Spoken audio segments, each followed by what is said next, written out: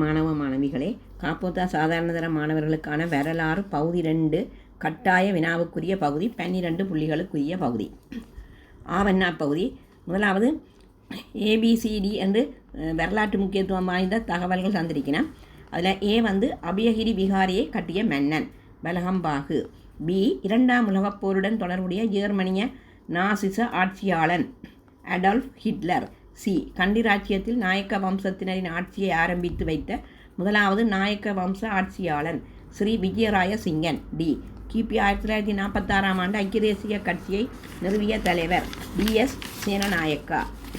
அடுத்தது ஏபி என்று 2 படம் தந்திருக்கிறேன். அந்த படத்தில் ஏ படத்தை பார்ப்போம். ஏயினால் காட்டப்படும் நிர்மாணிப்பு யாது? இப்பன் கட்டுவ கல்லறை மயானம். இந்த நிர்மாணிப்பு இக்கால பகுதிக்குரியது. கிறிஸ்துவுக்கு முன் 700 தொடக்கம் 450 வரையான காலப்பகுதி. 3 இது அமைந்து காணப்படும் மாவட்டம் மாத்தளை. 4 இது அன்றைய சமூகத்தில் யாரால் பயன்படுத்தப்பட்டதாக கருதப்படுகிறது? அன்றைய சமூகத்தில் வாழ்ந்த பருமக போன்ற பிரமுகர்களால். அடுத்த பி குறிக்கும் நிர்மாணிப்பின் பெயர் என்ன? ரந்தனிகளை நீர்த்தேக்கம். இந்த நிர்மாணிப்பின் முக்கியமான நோக்கம் நீர்ப்பாசனம், மின் உற்பத்தி. இந்த நிர்மாணிப்பை மேற்கொள்ள இலங்கைக்கு உதவி புரிந்த நாடு மேற்கு ஜெர்மனி.